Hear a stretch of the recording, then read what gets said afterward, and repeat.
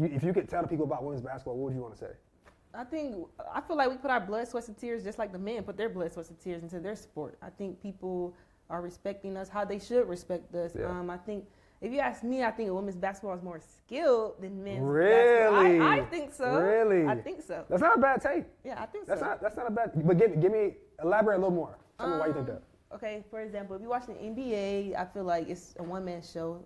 But for women's basketball, you're watching people compete, or you're watching 5-on-5, like you're watching skilled basketball. So I think that's why, women's basketball is a little better than men's basketball. But that's my opinion. That's not. I mean, so one thing I would say with that, I think that I do feel like y'all need a little more skill. I think men's players can get away with maybe more athleticism and less skill. Yeah. You know what I'm saying? For sure. I feel like women, you have to be like, you're not just dunking on somebody, or just. I mean, but the women's that's coming up these days, they're dunking. They are dunking. They're dunking. Can you dunk? I mean, I could touch the rim. But I got a teammate, Allie, she's 17, 18, dunking with ease. Like, it's the next generation, or like my generation coming up, like, they're going to make the game even more better. So, thanks for tuning in to the Urban Scope podcast. And as you can hear from the clip, Raven Johnson, of course, the star point guard from the South Carolina Gamecocks, who are in the Final Four right now, recently discussed on, I believe it was The Pivot, about women's basketball. And she talked about, in comparison to men's basketball, that the women's game is more skilled.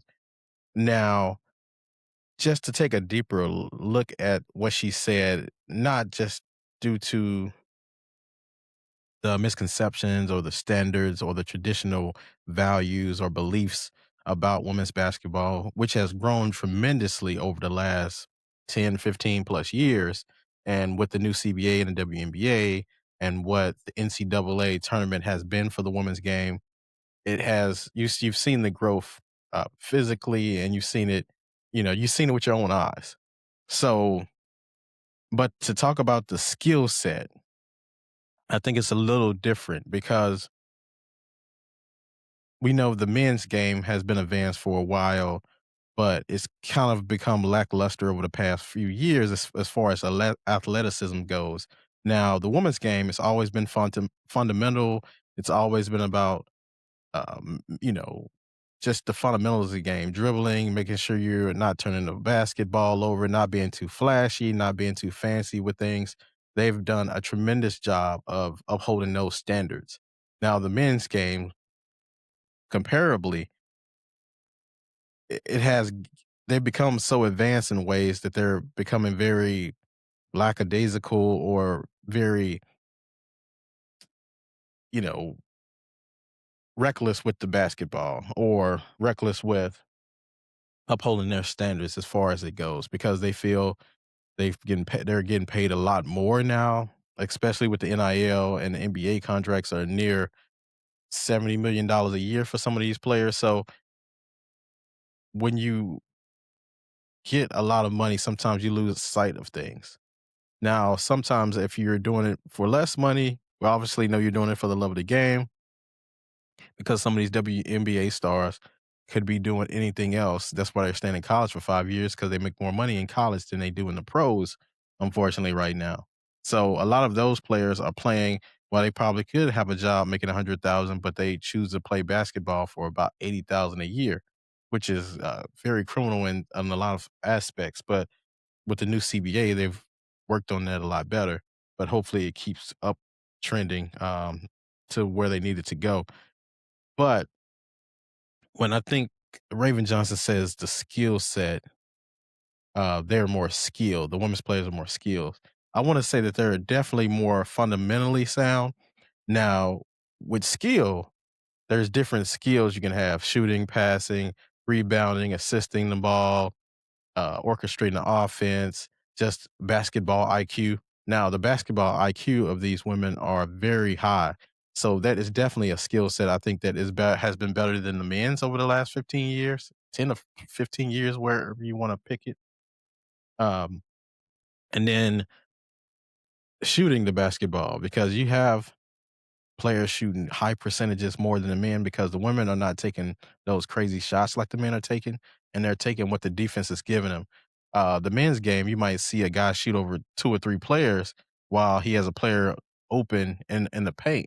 It's just designed that way for some reason. Not no more so in the pros than the college, but more so definitely in uh, the pro game is more geared toward a few players. And she did mention that the pro game is mentioned, is based on one or two players. So if you're going to watch the Denver Nuggets play, if Jokic is not playing, you more than likely don't want to watch that game. Or if the Lakers is playing, if Luca or LeBron is not playing, it's going to affect a lot of things. Meanwhile, if you watch, for example, her team, Raven Johnson's team, South Carolina Gamecocks, if Raven Johnson's not there, or they have Chloe Kitts out the whole year, which is one of their stars, they have Tessa Johnson. If any one of those players go out, it's more so about the team, and vice versa in the WNBA. If Caitlin Clark is not playing, well, that's probably a bad example, but for example, the New York Liberty, if Sabrina Ionescu is not playing, you still get to see um the other players like Jonquel Jones, and you get to see Brianna what is the girl's name? Well, you get to see the other stars basically. So it's not like that in the NBA because there's not a lot more parity as it used to be. There's way more parity in the WNBA because there are lesser teams for one, and then for two, these teams are usually stacked with the top college talent that you've seen. Even with the links, if Courtney Williams not there, you got Nafisha Collier, you got other pieces that you can see, and it's more about a team base because it's more of a team friendly league. Opposed to the NBA, it's based on, like I said, one or two stars who are probably making 50 plus million, um, a year. Because if Shay's not playing, most people probably don't want to watch the Thunder play, even though they are exciting, but they have so much star power that it affects the team camaraderie. Um, and that's why NFL is probably a better game than the NBA because if Mahomes is not playing, you still have those Chiefs fans that comes out and want to watch the Chiefs play. But adversely, if LeBron is not playing when he was on the Cavs or even some aspects in Miami, nobody's going to want to pay to see that game. You probably have to let people in almost for free to watch that game because LeBron has so much star power on that team. But that's the only differences that I really see in their game as far as skill sets. And of course, the dunking thing is a big thing that people talk about, even though the NBA really don't dunk anymore as much as they used to. There's no more Vince Carters or Michael Jordans or even Nate Robinsons or Dwight Howards anymore that you look forward to see them dunking. There's not really that going on a lot anymore. But I believe in about 10 years, the WNBA will have more stars dunking in the game because you're seeing now a lot of the rookies and a lot of the earlier players being, posting videos of them dunking, of course, not in game, but in practice and things like that. So I believe that is coming eventually. So if that's the only difference, it's only a matter of time before that gap is closed. And I was thinking about the different skill sets of players who are comparable in the WNBA to the NBA. So take, for example, a Caitlin Clark. Her skill set is closely knitted to a Steph Curry or a Trey Young. And those guys aren't dunkers. We've seen Steph Curry dunk before, but that's not his where he makes his bread. We know he makes his bread from shooting. He dunks sometime if it's an all-star game or if he has a very wide open layup, he might show a dunk. But other than that, that's not his game or his physicality. So there's really not a huge difference between Caitlin Clark's game and a Steph Curry or a Trey Young's game because her game is definitely like Trey Young's with the passing, being able to score, do a little bit of rebounding. So it's more versatile being a triple threat. So if you were placed to place Caitlin Clark in any one of those guys' bodies, though they will be able to not miss a beat because their skill sets are very similar, even though it's uh, different genders. So, and then I looked at a player like Jokic and Alyssa Thomas. Jokic and Alyssa Thomas also have that triple threat. Jokic's not very athletic. He doesn't dunk much. Their skill sets are not that different.